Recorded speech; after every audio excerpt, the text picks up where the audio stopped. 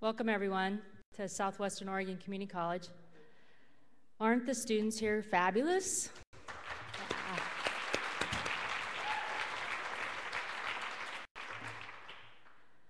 Well, welcome to Southwestern Oregon Community College. We've had a really big week. On Sunday, the college turned 50.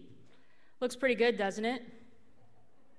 We have had a little facelift lately, but still looking pretty good. On May 1st of 1961, Governor Mark Hatfield signed the charter to create Southwestern Oregon College. And what makes this an important event is how it came to be that Southwestern was the first college chartered after the law changed in 1958. Prior to 1958, independent colleges, community colleges weren't allowed to be formed, so the law had to change. And it was the citizens of the South Coast that were instrumental in lobbying the legislators in Salem to get the law changed. It had been tried a few times before and failed. It was longshoreman Henry Hansen. The man had the vision for creating college districts in Oregon. He and other longshoremen had traveled up and down the coast from California to Seattle and had docked in ports in Washington and California and learned about community colleges and wondered why they didn't exist in Oregon. So he and many others worked tirelessly to get the law changed so that the independent colleges with their own boards of education could be formed. Henry went on to become the first chair of the Board of Education. And as Bill talked about earlier, if you were here, in the fall of 1961, the college opened its doors and 266 students enrolled. I find this to be a remarkable accomplishment because we did it without cell phones, email, or the internet. We couldn't get on the internet and Google a school to find their syllabus or to find their policy. We had to figure it out without the technology of today. But classes were offered that September of 1961 all over Coos Bay and North Bend.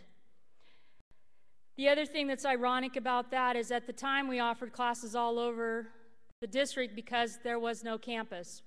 This facility and the whole entire campus didn't exist.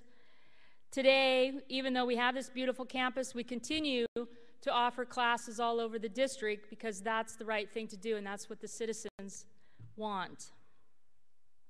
Today, 50 years later, more than 11,000 students take classes each year. The college has grown from the original 54.8-acre donation of land by the City of Empire to over 164 acres in the Bay Area and 10 acres in Curry County. We have gone from 10 degrees and certificates to 66 degrees and certificates and growing. And we have over 350 full-time and part-time employees. Over the past 50 years, the impact the college has had on the community has been tremendous. In June, actually on June 10th of this year, we will graduate our 50th class of graduates who will go on to join others in becoming business owners, welders, chefs, nurses, or they will transfer on to further their education at the University of Oregon and other institutions in Oregon and become doctors, lawyers, teachers, accountants, and parents. The college has helped develop its workforce over the last 50 years, and we've also helped develop the economy by helping people start their own business. We've helped the laid-off workers. We've provided personal enrichment opportunities, such as painting, singing, as you see tonight, or judo, among other things, which has helped many of us stay sane. What most people don't know is that the College Foundation has been around for almost as long as the college. The foundation was chartered in the spring of 1962, and for the last 49 years, the foundation has been helping the college reach its goals. I wish I knew exactly how much money the foundation has raised and given to students in the form of scholarships or to the college for projects. A couple of projects that I just want to mention that the foundation was instrumental in, which you heard about earlier. One is this facility that you're sitting in, the Performing Arts Center. And the second is OCCI. They gave the initial seed money to the college so that we could do a study to determine whether a culinary school would be successful here. And I think it's been rather successful, don't you agree?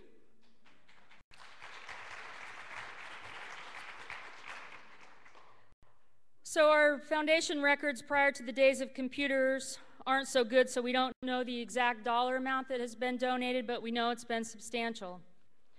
So I wanted to talk a little bit about tonight's theme in what inspires you. So what inspires someone to donate to the College Foundation? In my opinion, someone needs to ask you, and you need to believe in the college. So I'll tell you my story. I think it was about 1999. Mike Gaudet, the former foundation director, at the time, cornered me on campus and he said, "Patty, for $5.12 a month, you can purchase a seat in the Performing Arts Center." I don't remember how long it took me to pay off that $500 seat, but now I give about $100 a month just because someone asked me and I believe in the college. A couple of donors that are here tonight I would like to take the time to recognize. One, she's way, way in the back corner up there, Dorothy Hagee. Can you wave? There she is, way back there.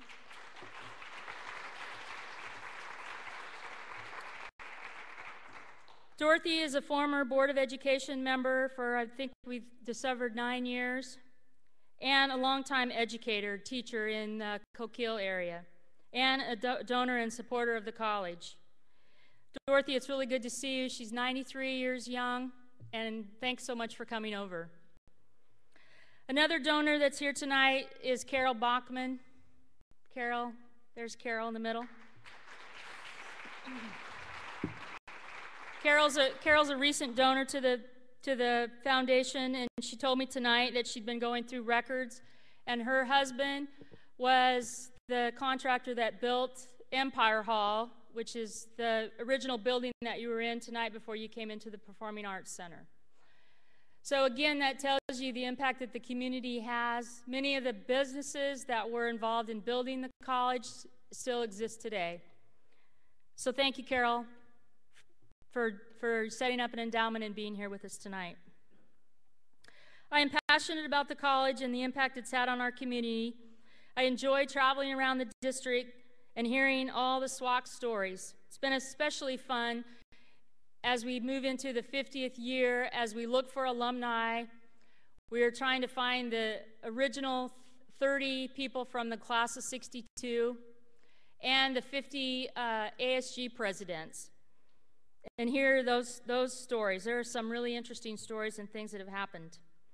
So I want to thank you all for attending this event tonight, and I hope that you'll continue to support the college. Great accomplishments have occurred in the last 50 years, but I think the best is yet to come. We appreciate the support we've received from the community, and we look forward to serving the community for the next 50 years.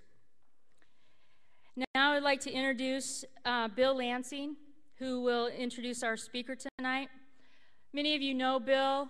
He's a retired CEO of Menasha, and he's been a long-time member of the College Foundation Board, currently serves as vice chair.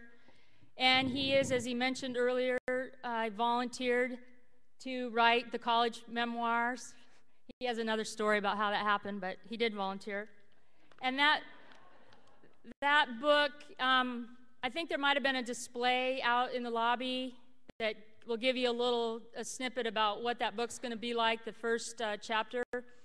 And I hope that you will all consider coming in October 8th in the fall is when we were going to have the big community-wide event with a lot of activities going, and the book will be available at that time. So thank you again for coming, and here's Bill.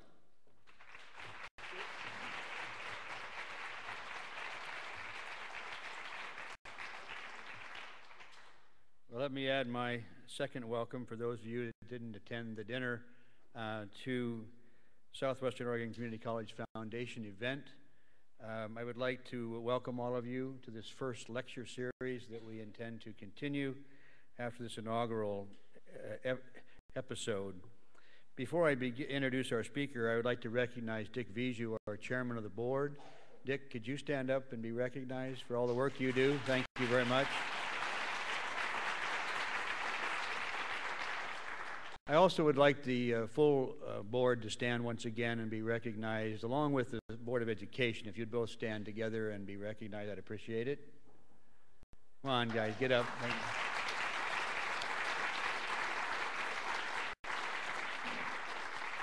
Things just don't happen with management. You need a board to oversight and give the community feeling to management to execute what those feelings are. So your board has been very successful in both the Board of Education as well as the Foundation Board.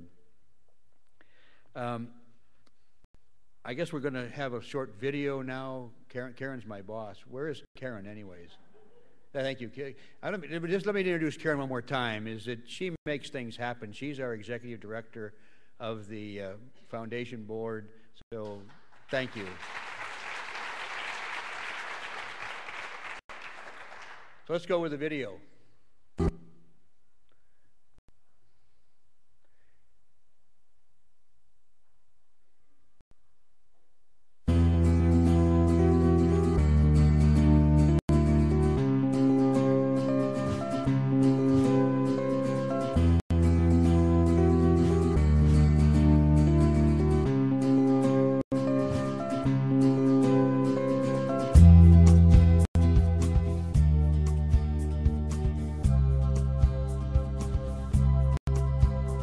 The Southwestern Oregon Community College Foundation has existed since 1962 and has accepted gifts to add value to the education of Southwestern.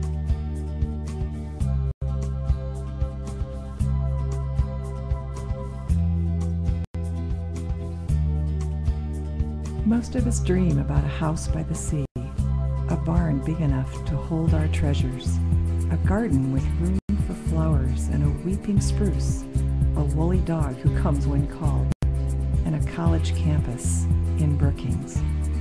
Some dreams do come true.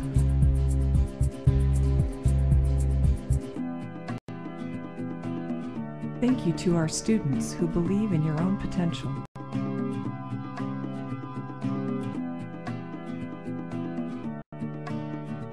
Your ambition creates a better future for all of us.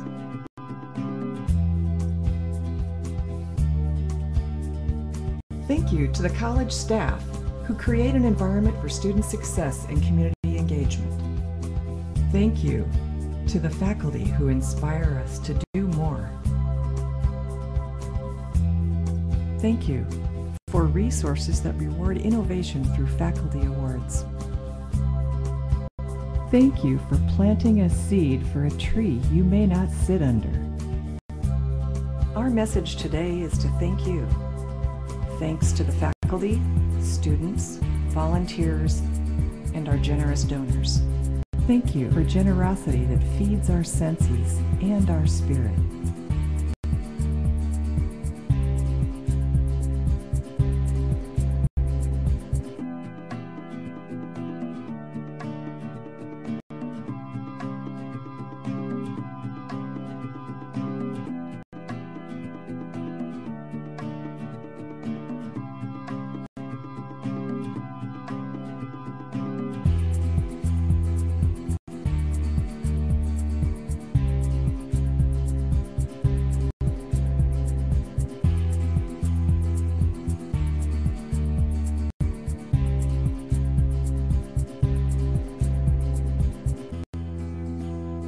Southwestern wouldn't be what it is without you. Thank you.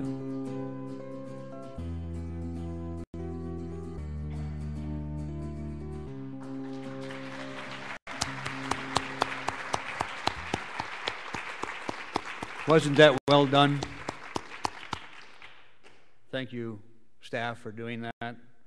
In a moment, I'm going to introduce our speaker for tonight, but before I do, I want to tell you why he's here. For years, the Foundation has been looking for alternative ways to showcase the college and bring the community to the campus. From a selfish perspective, the foundation also wants to make itself known to the community as the vehicle from which contributions and endowments can be created. This is the only mechanism the college has to do that from the private donation arena. Many of you in this audience have supported these efforts in the past, and for that I personally thank you, and I thank you on behalf of the board, and most importantly, the students. We're very proud of the new Curry County campus. You saw a picture of it under construction. I think it's going to be open for business in January. It's been a long struggle, and Patty has completed the project started by President Steve Crittlebaugh to provide a mechanism on the south end of the county for a wonderful education opportunity. I'm also extremely proud of the OCCI. You saw some of the effects and the events tonight. That's just an example of what they provide. If you get a chance, you ought to stop by the Institute and just get a tour. It's quite a place. The foundation was instrumental in getting that started. So we're extremely proud. We're on course with more activities to support Patty's vision. But of course, we're most proud of the scholarships that we give to our students and the success that they have had, given that little hand up that made them have the opportunity for an advanced education and to go on to another university like the Duckland. Several months ago, the foundation began talking about how to bring the community closer to the campus, and we decided to start a lecture series with extremely well-known and professional people. Our goal was simple. We wanted to showcase the campus. That's it. And how do we do that? We bring the community here. We can't take the campus to the community. We do that through education and classwork. We want to bring the community here. So thank you for coming tonight to showcase, to look at the campus, to see what this beautiful auditorium is all about. And those of you that helped make it possible, thank you personally. I have the pleasure of introducing my good friend Dave Frohnmayer. He's our inaugural speaker for this effort. I've known Dave for over 10 years as we serve on the board of Umpqua Bank together.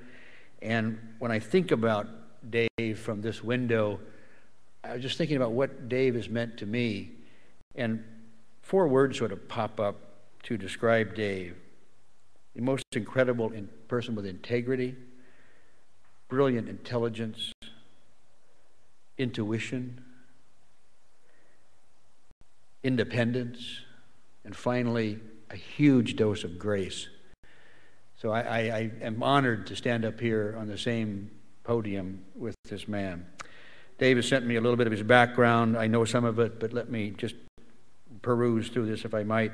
Dave was appointed the president of the University of Oregon back in July 1994. I even have a hard time saying 19 because it's 2000 now. And retired from that post in June of 2009. He was the first native Oregonian president of any large research institution in the state. He received his law degree from the University of California at Berkeley, and he continues as a member of the law faculty of the Clark Honor College and teaches a highly popular freshman seminar called Theories of Leadership. Prior to serving the presidency of the university, he served as dean of the University of Oregon School of Law, as Oregon's Attorney General, as a member of the Oregon House of Representatives, as a law professor and legal counsel to the president of the University of Oregon. As Attorney General, he argued and won 6 of 7 cases before the United States Supreme Court, the most cases and best record of any contemporary state Attorney General. During his service as president, the university increased its enrollment from 16,000 to 21,000 and finished a 2 fundraising campaign, God, I wish Dave was on our team down here, of $1.1 billion for the University of Oregon. That is a huge accomplishment, David. The university completed or began many construction projects under his tutelage that total $650 million. And under his guidance, the most recent being the new Matthew Knight Arena, a beautiful facility in I guess, downtown Eugene. He's left a very positive and indelible mark on the university. He and his wife, Lynn, are founders of the Faconia Anemia Research Fund. Dave is one of the founding directors of the National Marrow Donor Program, a fellow of the American Academy of Arts and Sciences, a national prize-winning author on the United States Constitution, a magna cum laude graduate from Harvard College, and a Rhodes Scholar from Oxford. I can't tell you how proud I am and how fortunate we are who attend to have Dave speak to us today. Dr. Frohnmayer.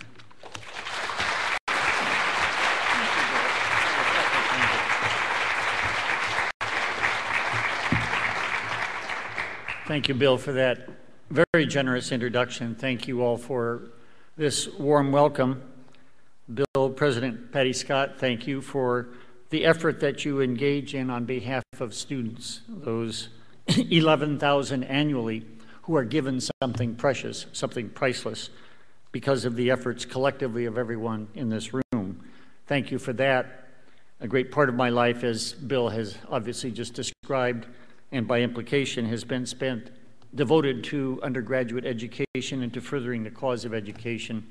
So it really was an easy call when Bill asked me to come down and visit you on this beautiful campus, which I've not had a chance to see for some years. The growth is tangible, it's vibrant, it's exciting. Congratulations, all of you, on that. I do appreciate being hauled back into service after a retirement, at least from my job as president. I was reminded before I retired from that job that you go very quickly from who's who to who's he. And that was validated actually last summer. My wife Lynn and I were walking on the streets of Portland, we thought quite unobtrusively, and maybe as usual I was just about a half a step ahead of her.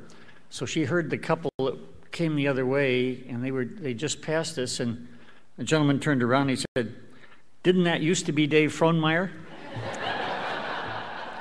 That is humbling. Bill, there's a lot of reason for the grace that you so generously attributed to me. But I have, as I just indicated, been engaged continuously with education. I believe in it. I teach an undergraduate course, more of that in a moment, in fact, a lot more of that in a moment. And I'm aware, as I think probably most of you in this room are, of some stunning and not happy statistics. The statistics showing that we now are only 16th in the industrialized world in terms of secondary school completion. That we have dropout rates annually, or at least in our high schools, that shows something like only 2/3 of our students really are completing their high school education, at least on time. And we have now new data showing, notwithstanding the fact that by any account, we have the finest higher education system in the world, the envy of the world. It's being emulated around the world, and that obviously includes community colleges, that we're only 12th in higher education attainment in the industrialized world, falling only in a few short years from number 1. So that task that's been set by state policymakers of 40-40-20, and if you haven't heard it or haven't remembered, I'll quickly describe it. We want by the year 2025, and our policymakers have said they agree with it, to have 40% of our students with college degrees, 40% with at least a community college equivalent degree, and the remaining 20% with a high school degree. We are so far behind the attainment of that goal in Oregon already as to make you gasp. We are right now in Oregon a state in which we have the unusual distinction of parents being better educated than their children. That's the first time that's happened in the history of American civilization. And it's something to write home about, to worry about, and to do something about, something that you have been doing.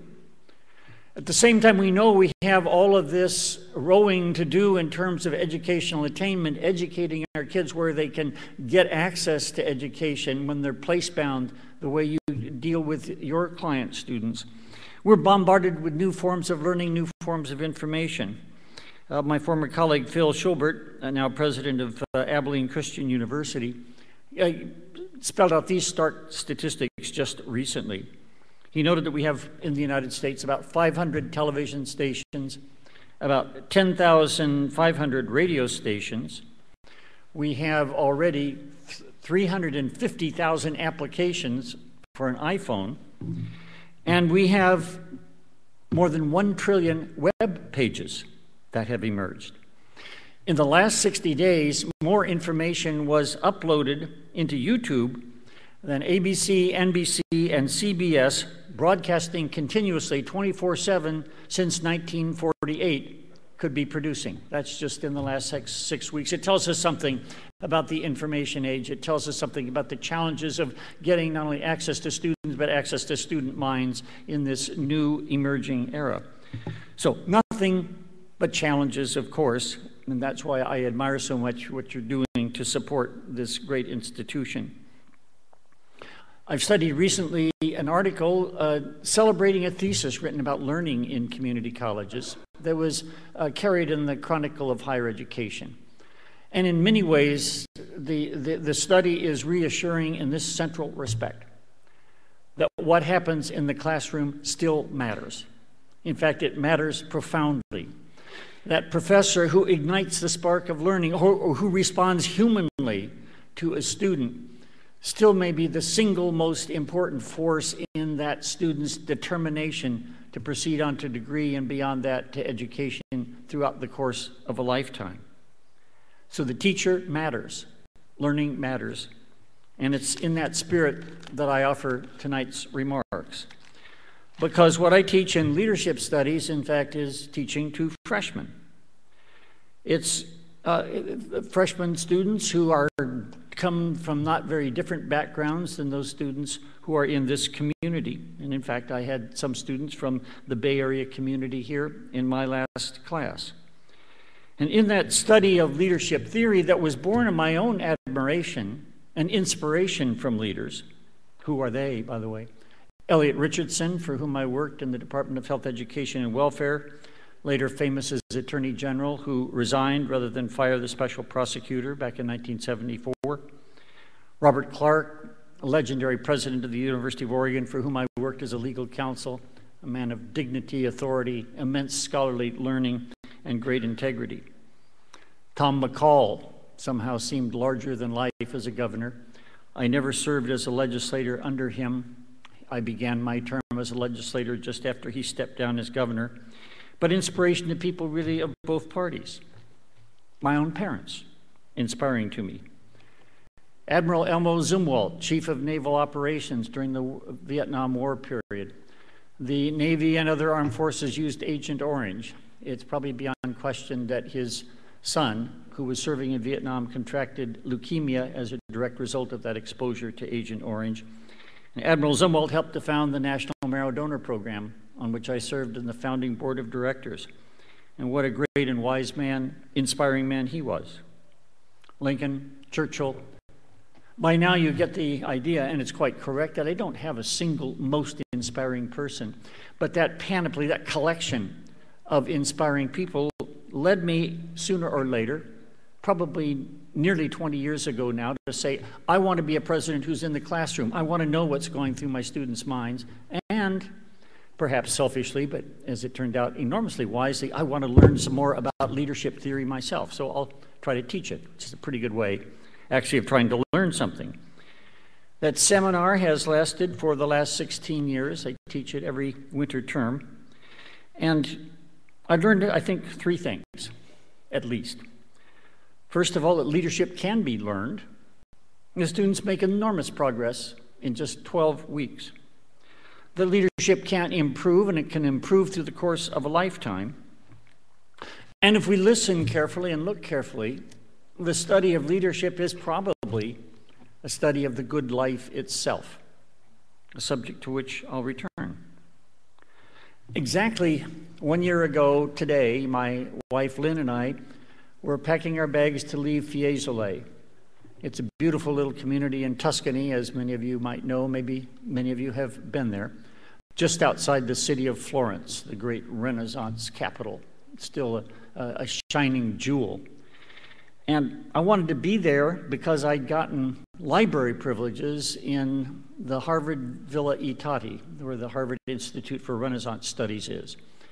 It's amazing how much you can get privileges if you write them ahead of time and say, I don't want money, you don't need to feed me, and I don't need a place to stay. I would just like a library table and use of your library on the Renaissance to sit down and write up the seminar I've been teaching.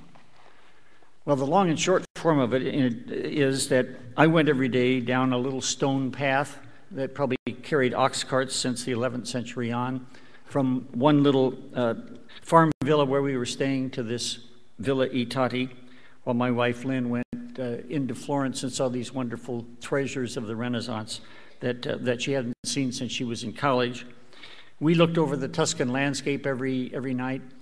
The place where Room with a View was filmed by James Ivory, who, by the way, is an Oregonian, was right next door to us.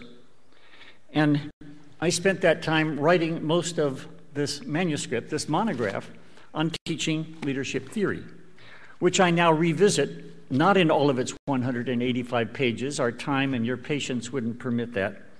But appropriate to the topic, I want to examine the lives and briefly the teachings of three theorists who have, in keeping with your motto tonight, inspired me. Theorists who did so imperfectly because their theories are imperfect. But to make the point consistent with our educational mission, not just in the classroom, that the liberal arts matter, that great thinkers matter, that they inspire us, and keeping with the theme of schooling, let me examine those three imperfect but nonetheless inspiring or at least challenging theorists, and then end perhaps with glimpses of what may be a more satisfying new emerging theory. That's a tall order for the time we've given, so I'll hit right at it. These three theorists are endlessly fascinating. They're powerfully, intellectually influential even to this day. Many people haven't heard all of their names, but I'll explain why these are names that we should be more familiar with even if we didn't.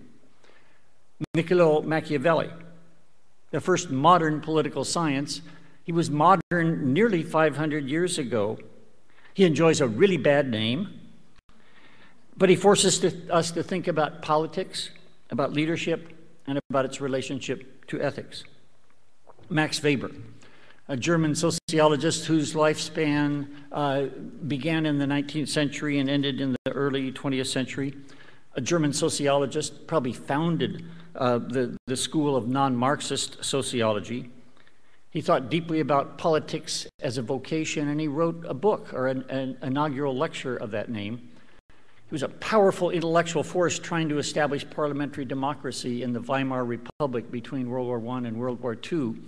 And even though that experiment failed, crushed between the competing forces of Nazism and Stalinism, he still retains a powerful intellectual influence to this day. And he gave us the name and study of the charismatic leader. It was he who first in modern times fully developed the notion of charisma as a way of understanding leadership theory. And finally, Friedrich Nietzsche, a brilliant 19th century thinker, a really brilliant 19th century thinker. So brilliant that he was given an endowed chair at the age of 24. He was, however, a searing critic of democracy, of industrial society, of Christianity, and frankly of most organized religions. He wrote a book called Also sprach Zarathustra, Thus Spake Zarathustra, Beyond Good and Evil, The Genealogy of Morals, other works that we won't have time to touch. Unsparingly elitist, but one who saw the leader as a lonely hero, as the Superman, the Übermensch, a person whose name and legacy was misused by the Nazis, more about that later, but someone who, if at least in Europe, intellectual influence is traced carefully, has had one of the most singularly powerful influences on modern thought in modern times. So that's the scan. Let's take up each in turn. Crisply now, Dave. So, nearly 5 centuries ago, Niccolo Machiavelli wrote, studied, and engaged in diplomacy in and around the city of Florence, which was his home. His most famous work, however, is actually a job application. Because, you see, he had bet on the wrong horse in terms of backing who would be controlling Florence and its Florentine politics in the aftermath of a revolutionary period there. And he failed to show sufficient deference to the Medici family. The Medici were, just to give a modern comparison, probably the Goldman Sachs writ large, the financiers of a good part of Italian Renaissance trade and commerce. Machiavelli, however, had not supported the government that came into power. He was seized, he was tortured, dropped from something called a strapello, which is some sort of rope device that tries basically to pull your arms out of their sockets. He was very proud that he endured 6 drops without confessing. Probably a good idea, because had he confessed to anything, he would have been executed. And he was exiled, much to his enormous dismay, from the city of Florence that he loved, to a little family villa close enough outside Florence that he could actually see the tower of the Duomo and the towers of the cathedrals. And finally, he tried to put his education together. He wanted to be back in power, there's no question about it. He had spent his life as a diplomat. He'd written dispatches of enormous, even present-day brilliance, describing events in royal courts in France and in the Holy Roman Empire, Spain, and other places that he had been sent or about which he knew. And he tried to distill all of that. There's a famous letter written by Machiavelli, so we believe he actually did this, describing that after working and toiling in the vineyard and having his dinner, he would retire to a little study from which he could see Florence in the distance in his villa. And he'd actually put on flowing colored princely robes. And he would put on a nice Renaissance hat. And he would go in with his books. And he'd commune with the people who'd written those classics, Roman authors, poets, philosophers, and particularly historians. And he believed he could distill from all of these thinkers lessons that would be enduring about how to lead. And of course, the lessons that he endured, that he believed were enduring, he put in that long job application, which we now know as Machiavelli's treatise, The Prince. Perhaps surprisingly, perhaps not, Machiavelli didn't get the job.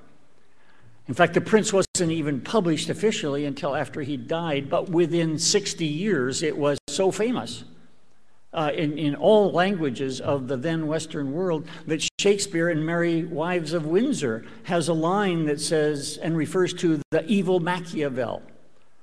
It's said by some that Hitler, Mussolini, and Stalin read The Prince. It's known that many of the founding fathers did, and it's seen as a fundamental treatise.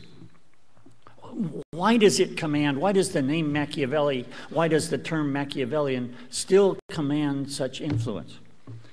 It's because, in part, Machiavelli was unashamed about his premises. He said, I don't care what you may think you believe, what you want to believe, let me tell you how things are.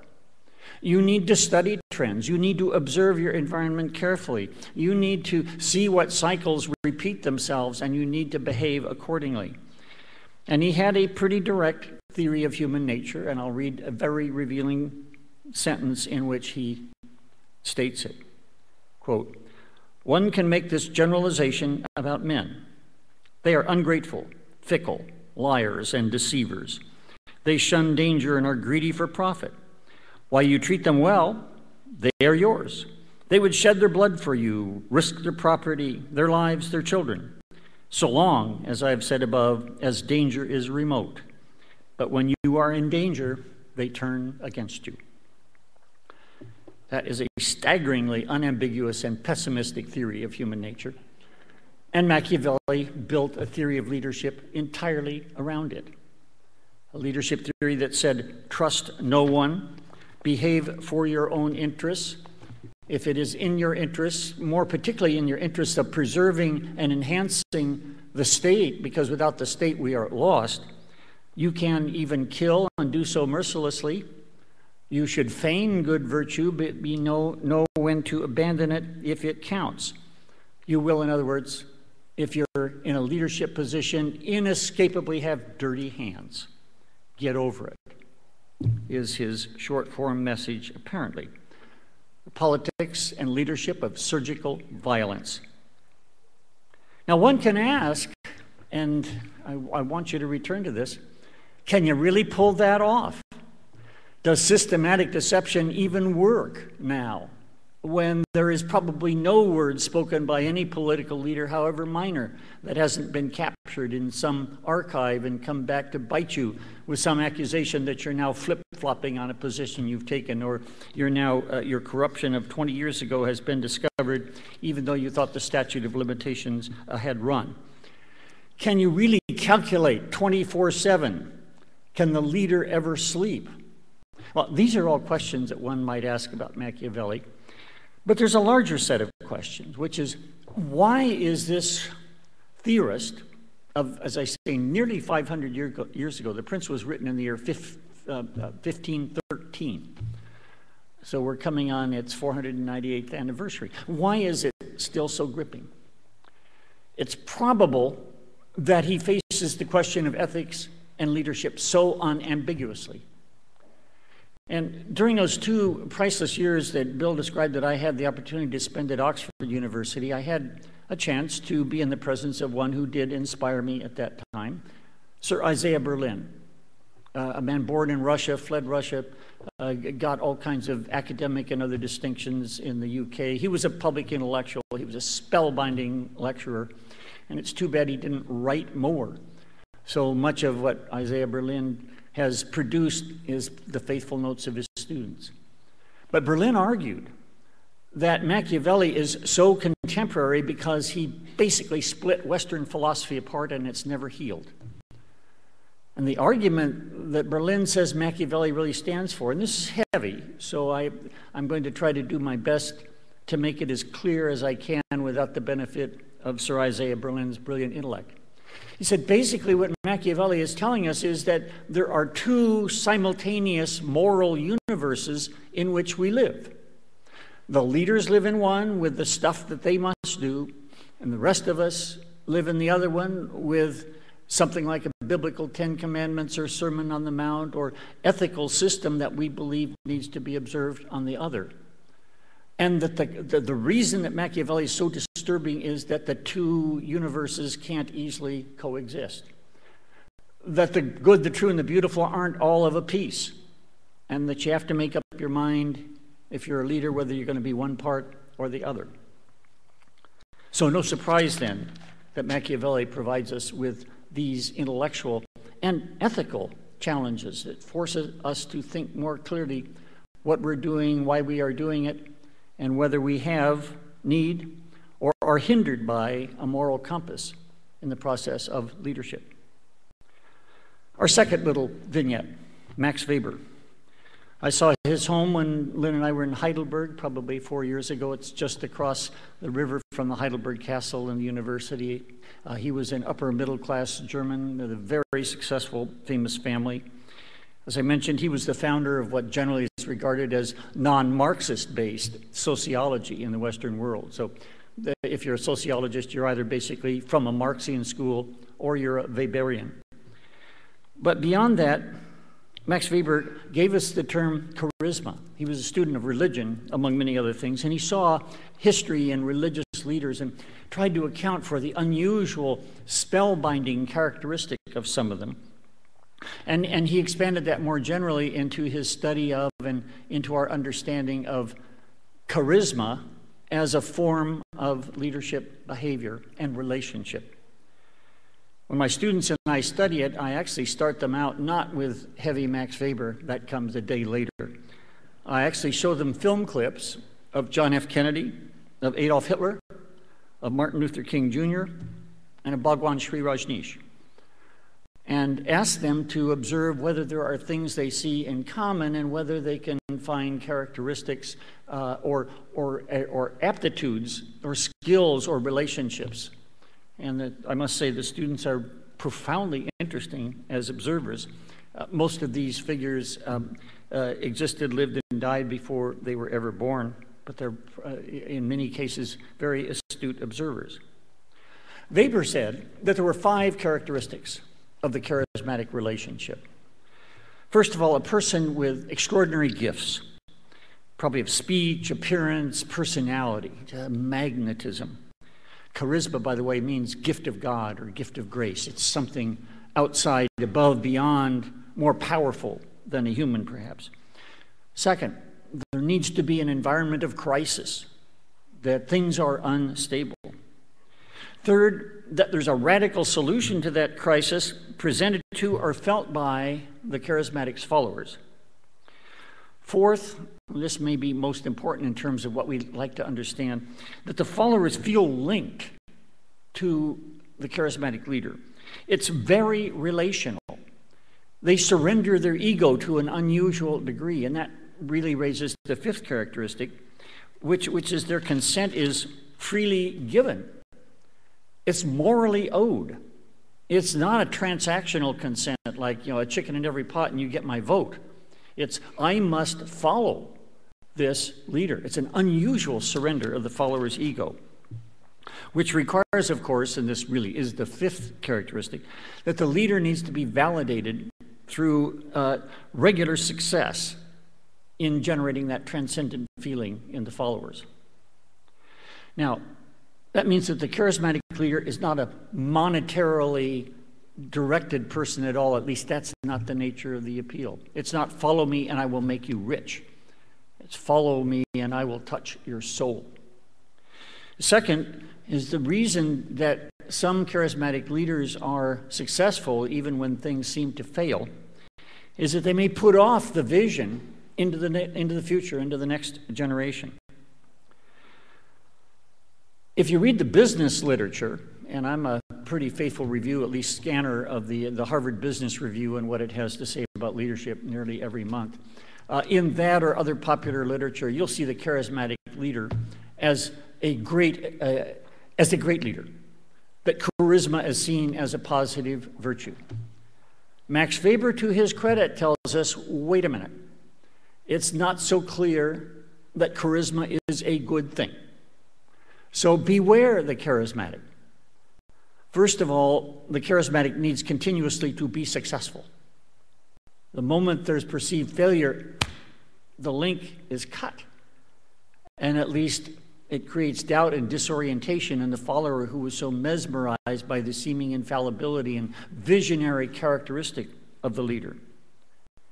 So there are at least 4, maybe 5 serious problems with the charismatic model, and that's why I actually include this model in tonight's discussion with you. It's because do not accept uncritically someone's compliment that you are charismatic. Tell them there is a dark side in the Darth Vader sense. Charisma is specifically unstable as a form of leadership. It is specifically personal. It is dependent upon the maintenance and continuation of that powerful, mesmerizing relationship. This is a completely off-the-record, unrehearsed theory, because I happen to think that the President of the United States can be extraordinarily charismatic, just in a clinical sense, watching what he does. But he hasn't always been successful. So why is it that he hasn't failed? And my theory, thinking about this in literally the hypothetical sense that I'm popping this out on you in my first audience beyond my classroom, maybe it's because President Obama has a second persona to fall back on. That when he is not the engaged person in front of a crowd of 200,000 in Berlin, remember when he went to Berlin in the campaign of 2008, his critics said, you're behaving like a rock star. And whether he was or not, all of a sudden he had a second, more subdued persona. I think he falls back on the backup persona of law professor. And I think that saves him from the all or nothing success or failure of the charismatic model. So that's purely something for thought without any evidence of any kind to back it other than I said so. So the failings of the charismatic leader are instability. They're the fact that it's seductive. They're the fact that it can be amoral. There's nothing about charisma that says I am a good person. It simply says I have a link to you that is so powerful that you want freely to surrender your ego and follow me. So it's possible for a charismatic leader to have ends that can be profoundly unjustified and even, dare we use the word, evil. And it's pretty easy for me to put Adolf Hitler directly in that category. And fourth, the charismatic model ignores the fact that even the charismatic leader needs a team, a backup, a substructure. And the charismatic leader model suggests that it's just a single soloist riding into the sunset, or more particularly riding up to have the high noon moment. So my take home from Max Weber is he gives us powerful tools to study this phenomenon, and let's go to school on what he sees as the weaknesses as well as the strengths of that adjective of charismatic, which all of us might want to imagine that we possess at some level. Friedrich Nietzsche. I used to worry about how even to spell that name. I didn't know what he said. And then as an undergraduate, because my advisor, a teacher, recommended it, I did part of my undergraduate thesis on leadership styles and on elitism on Nietzsche, and I read everything that he'd written that had been translated into English. But hear what George Bernard Shaw, the great British playwright and pundit, said about Nietzsche. And I'm now quoting from his essay of 1906. Quote, "Nietzsche is worse than shocking. He is simply awful. His epigrams are written with phosphorus on brimstone. The only excuse for reading them is that before long you must be prepared either to talk about Nietzsche or retire from society, since he is the champion of privilege, of power, of inequality." And of course, in 1906, everyone was still talking about Friedrich Nietzsche, even though he'd gone insane in 1889 and died in the year 1900. His intellectual influence was so powerful at that time that there's no question about the influence that he has had on basically the thinking of Western civilization ever since that time. In fact, just a show of hands, how many of you have seen or can remember seeing Stanley Kubrick's famous classic 2001, A Space Odyssey? You may remember how it begins with a rising sun and a peculiar black obelisk and this striking trumpet tune that ends ultimately in a crescendo, and then a new form of life seems to appear. That music is Richard Strauss's tone poem, Also sprach Zarathustra. Richard Strauss was a deep admirer of Nietzsche, and in the Nietzsche archive in Weimar, Germany, is a handwritten, autographed copy of the original score of Also sprach Zarathustra from Richard Strauss to Friedrich Nietzsche. Strauss attempted in that tone poem to speak to this larger than human, this evolving human consciousness, this new form of leadership, of being that Nietzsche was trying to embody. Nietzsche said, following the ancient Greek admonition, know thyself. That the secret to power, and we all are suffused by this will to power, that's the basic primal instinct that humans share, like it or not, is we want power and we want domination, and it's just inexhaustible. And just as Freud was to say later about sex, you cannot repress it successfully, you cannot sublimate it probably successfully, you can't ignore it. It's a primal human instinct. Nietzsche said that about power. And so therefore he fell into one of the two branches of elitist theory that exist and have existed throughout political theory really from the time of the Greeks on. The first kind is just to say, you know, whether we like it or not, there will always be an elite that emerges someplace, people who just work hard or work harder or are born to a better place or who enjoy privilege. And then there's another branch of elitist theory that says an elite should rule, and that elite should be trained, and it should go through rigorous intellectual and physical and educational evolution. Plato was the first one who said that. Nietzsche is the most powerful second one to have said that. Nietzsche studied Plato. He read, of course, Greek probably at the age of 4, and was intimately familiar with the Greek classics, with mythology, and with the great writers. Nietzsche was egotistical, hypochondriac. He writes sarcastically, he writes brilliantly. I read all of those collected works. It took me quite a long time. At some places I found them simply intoxicating. dangerous ideas, daring ideas, incomplete ideas, humor where you don't expect it.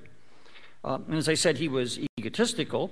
After he wrote Also sprach Zarathustra, he wrote in his next book, quote, "I have given mankind the greatest present that has ever been made to it so far, my book." So Nietzsche was in a way the profound loner, but a person who said that leadership involves also overcoming oneself, controlling, understanding oneself, expanding consciousness, being more aware.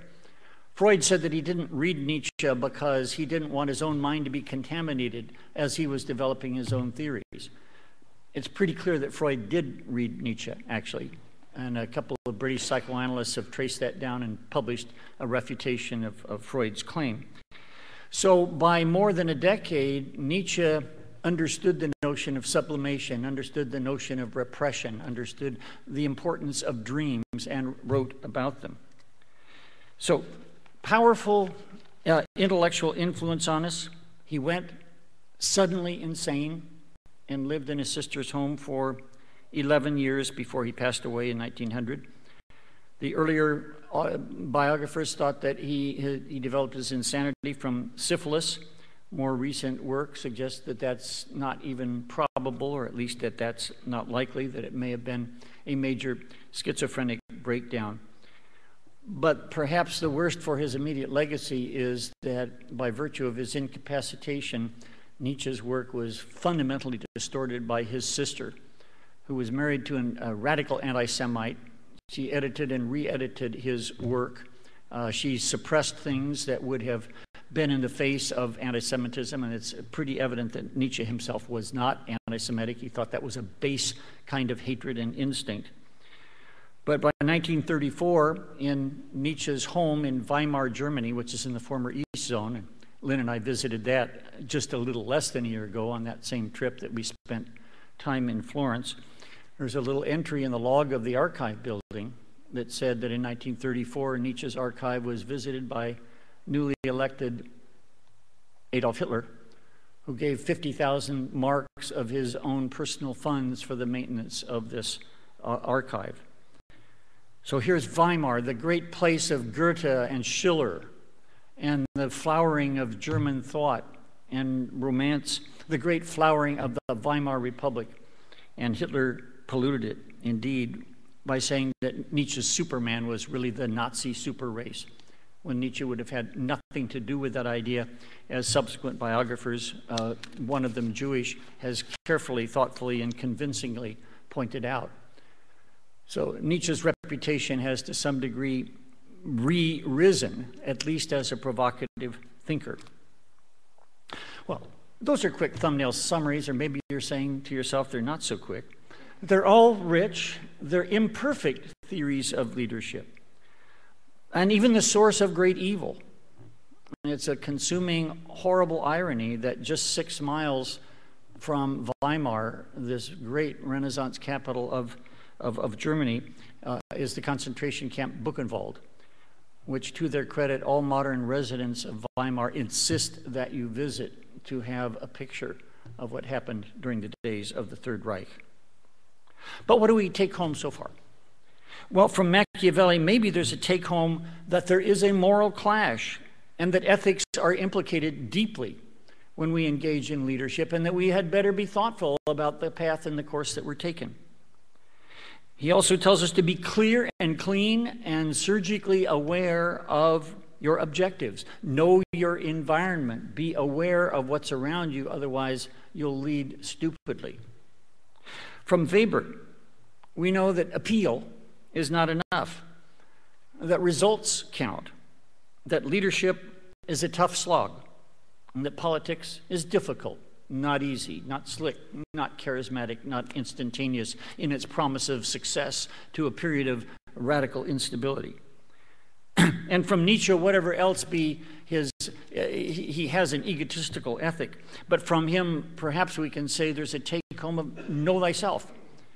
You cannot lead others if you cannot lead yourself, and leading yourself means something about self-control, self-knowledge, intuition, awareness. The personal work of freeing yourself from your self-satisfied delusions. So there are some take-homes from these classics, and I will report to you that my students thrive on thinking about, talking about, and successive weeks writing about each of those things. But you might say, well, isn't there a theory that puts it all together in a little bit more satisfying way? Well, happily, I'll tease you with one, because I went to my study leave armed with a series of columns that appear every Sunday in the New York Times on page 2 of the business section, since at least the last 2.5 years. It's called Corner Office, and it's it's a series of interviews by Adam Bryant, who's the deputy national editor of the New York Times. These interviews select only people who have been extraordinarily successful in being a CEO or being in leadership, men and women, prophets and non-prophets, and not necessarily all the big names that you would know, but people who are generally regarded in their niche areas as really being very thoughtful leaders. And I took a whole handful of those because I wanted to distill from them what I thought were any common themes that might appear. In various places I wrote down my ideas. And I was about ready to call Mr. Bryant and find out what he thought of my ideas, of his ideas, when I read that he was going to have a webinar on his new book, Corner Office, in which he distills the 5 characteristics or skills that he thinks exemplify extraordinary leadership in our society. So to cut to the chase, let me identify what Bryant says and see whether this is resonant with what we understand to be leadership and its importance. He said, first of all, these extraordinary leaders have something he calls passionate curiosity. And the two terms signify more than just one alone would.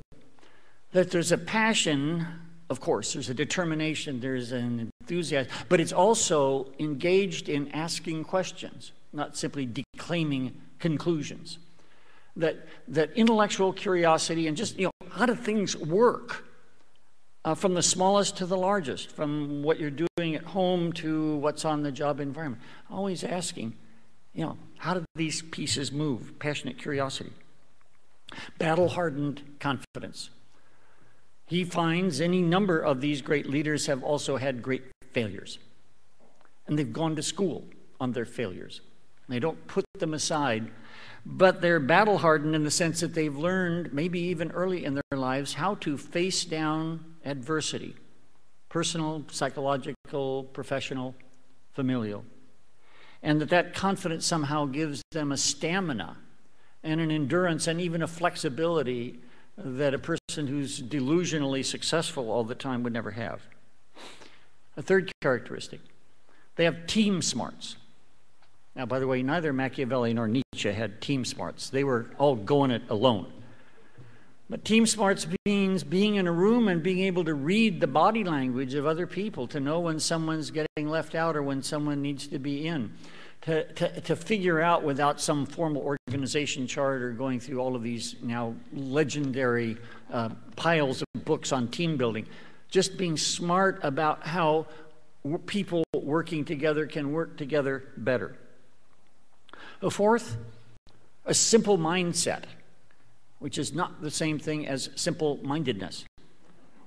Simple mindset, and here's the example he uses. I was taken with it, and I'll try it out on you too. He said, knowledge used to be a great competitive advantage. Now everyone knows the same thing because of the instantaneous nature of the internet and of the World Wide Web. So the strategic advantage goes to someone who can make sense out of these mounds of data, be able to pick out the 2 or 3 kernels that amalgamate, that unify, that make sense out of things. So that being able, in other words, to pick the 2 or 3 most important things out of 10,000 that you might pick, to say that matters. That matters. What matters is a trend or an idea, not a flood of 10,000 algorithms. And finally, the fifth is fearlessness.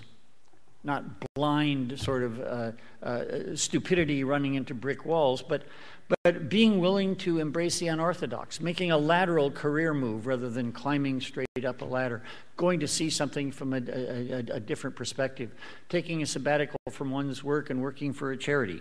All of these things, he said, give rise to this notion of fearlessness. So those are the 5 that Bryant says. And when I pressed him a little bit on this, I think that we both agree that while there probably is a nature problem, there's a bigger nurture issue. So in this battle, nature or nurture, are you born with it, or can you educate it and train it? We'll place our bets that it's educable, that these are skills one can learn or at least improve. And here's a fascinating sort of backup. After Bryant developed his book, and it just came out in April, Google came out with its study. And if nothing else, Google is data-driven. They mine everything. They mined all of the literature on leadership and good management and what makes it and what doesn't. And they came up just a few weeks ago, and it was a big news story, with a list very much like Adam Bryant's. Bryant came to his list by combing for wisdom in 100 interviews that he'd conducted. Google investigated 1 trillion bits of information. It's as though they each climbed a mountain from a different face and ended up the same place. So in the for what it's worth category, there's a validation, at least roughly, that these are some skill sets that we can really focus on in our education. And so that brings us full circle. Who inspired me? My teachers. Not all of them had doctorates. Not all of them went to school. And not all the learning I did was in school. Not a lot of it. But it's teaching and learning that we celebrate. And these skills, which we drew out inductively and painfully from the 3 theorists that I talked about briefly, or more sort of in a declamatory way with Adam Bryant's conclusions, they tell us that it's the teaching and learning is a good thing. On this occasion, at this vital institution, which is more than an outpost. It's a center of hope. It's a bastion of opportunity for those 11,000 people every year who come to this campus or are served by it, or who will be served by its Curry County outpost. So may it thrive and continue. I'll conclude with a quote from the German poet Goethe. If you've not read Goethe, don't worry. I didn't know how to pronounce his name until relatively recently in my life. But he is, of course, a great poet of the 17th and 18th century in Germany. There's a statue of him in Weimar that I saw less than a year ago. But he wrote this little epigram, which is so powerful to me that it's in my treatise in a couple of different places as an entreaty to my students. And it's just 2 simple sentences. Knowing is not enough. We must apply. Willing is not enough. We must do. Well, that's the function of leadership. It's the function of education, and it is even, dare we say, the foundation of the good life. So congratulations, thank you, and Godspeed.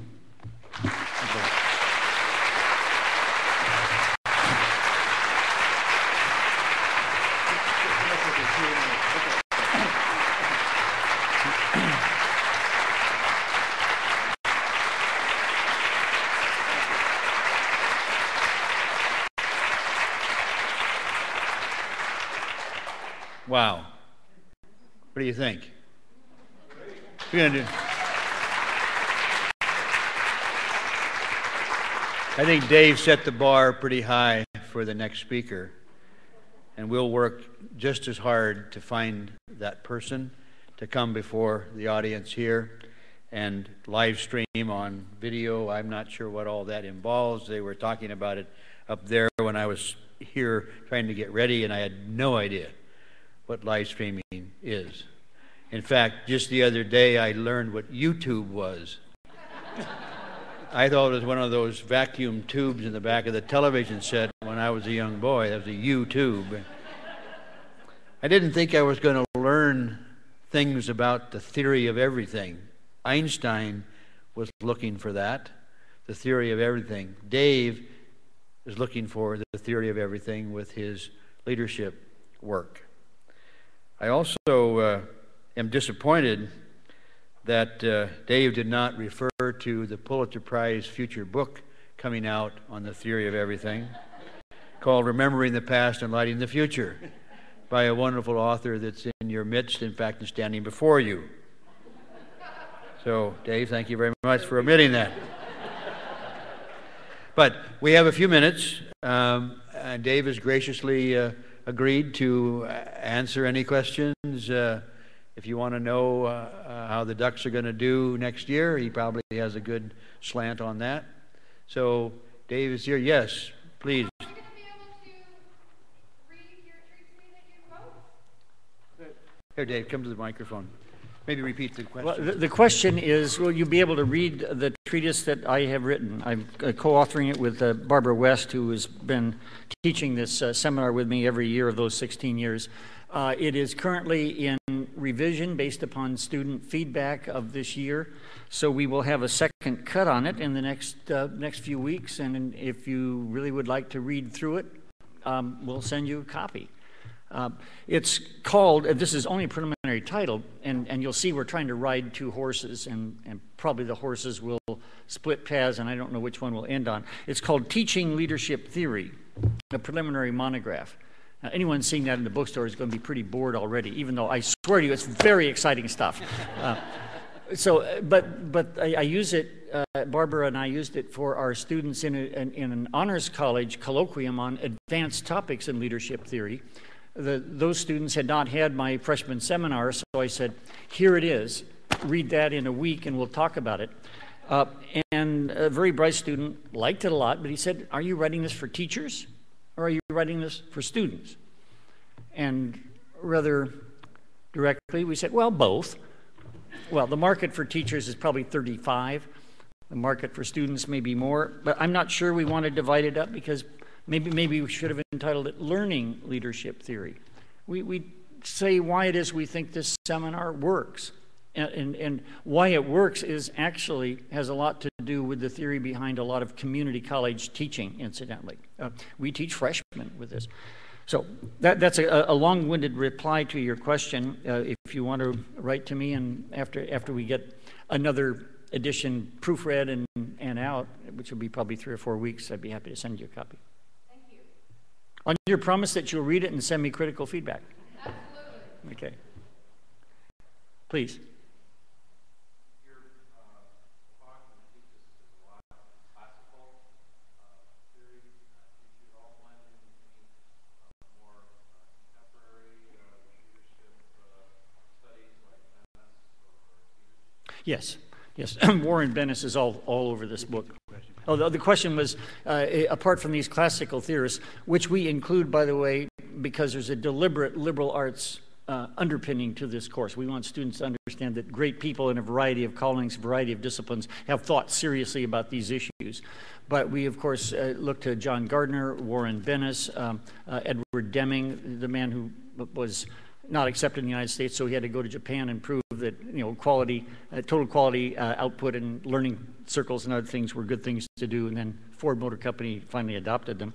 So we have a smattering of at least 10 major theorists. My favorite of the modern theorists, and won't surprise a lot of people, is probably Peter Drucker, whom I regard as the Yoda of leadership thinking. Every time I read Drucker, I say, why didn't I write that? Why didn't I think of that? And of course, part of what writing great theory is making obvious the obvious, that somehow wasn't obvious before it was made obvious to us by a great thinker. So I think Drucker is really quite wonderful, and we have a lot of him there. So we can't do justice to everyone who's doing it. On the other hand, there is something that we take on a little bit. It's called the leadership industry. A whole lot of people charge a whole lot of money to treat, to teach what, in my view, is many times schlock.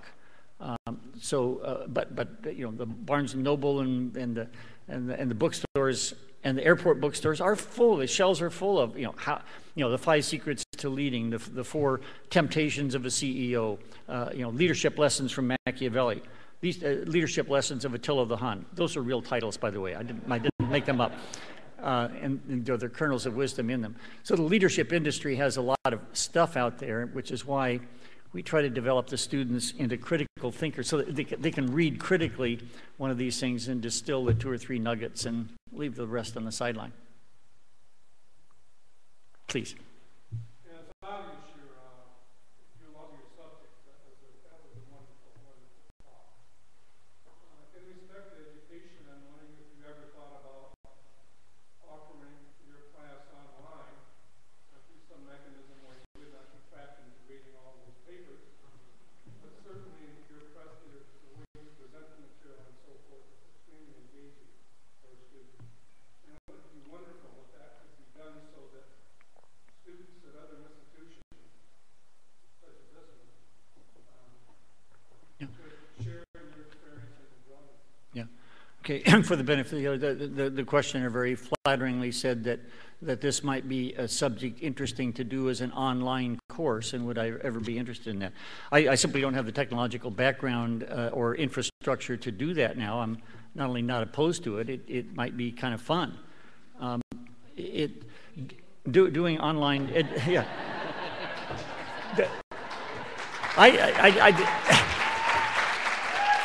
Yeah, Patty, I think I heard something just short of an offer, so we'll have a sidebar discussion. But to the other part of your point, this isn't just a discussion that college freshmen have, although I think their minds are enormously plastic, and it makes them really ideal. And I keep harboring the conceit or the hope or even the desperate prayer that I can teach them things at this young age so they'll avoid some of the terrible mistakes I've made. You know, that if you learn leadership lessons early, I'm quite serious about this, that there may be some horrible mistakes that someone might not make because they just know how the pieces move a little bit better.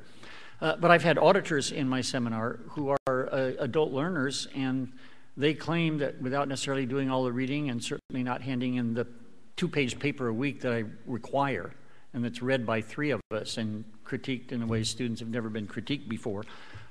So even without doing all the reading and all of the writing and the group projects, people find some value in just treating it almost like a great ideas. Because, these are enduring questions.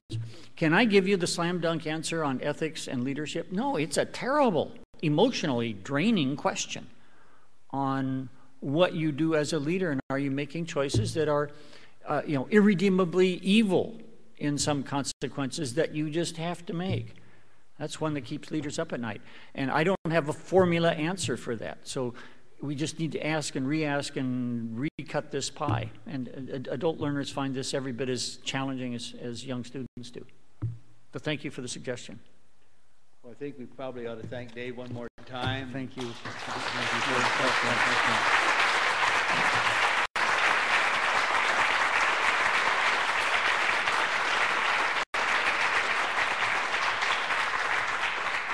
Well, you can see why I admire Dave so much, serving on the board with a bunch of financial CFOs and CEOs of banks.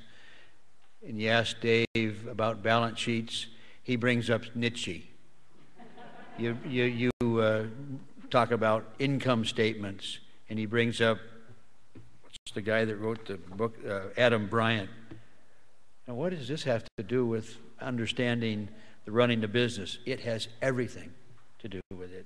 And so Dave has always come at the leadership question in my relationship with him on boards of directors. So again, a warm Coos Bay welcome. Thank you very much, Dave. And we are adjourned.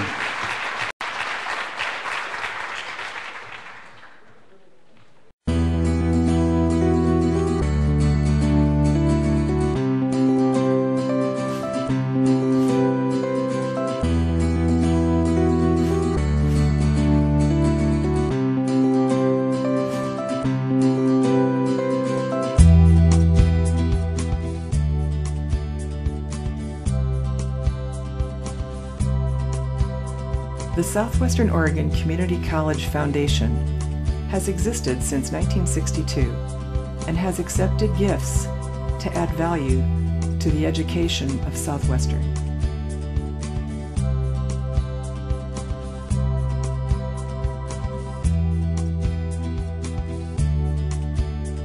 Most of us dream about a house by the sea, a barn big enough to hold our treasures, a garden with room for flowers and a weeping spruce, a woolly dog who comes when called, and a college campus in Brookings.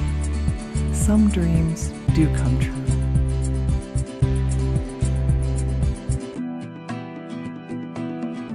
Thank you to our students who believe in your own potential.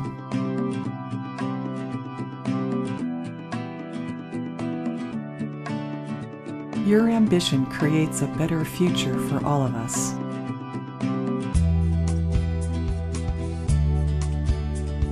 Thank you to the college staff who create an environment for student success and community engagement. Thank you to the faculty who inspire us to do more. Thank you for resources that reward innovation through faculty awards. Thank you for planting a seed for a tree you may not sit under. Our message today is to thank you. Thanks to the faculty, students, volunteers, and our generous donors. Thank you for generosity that feeds our senses and our spirit.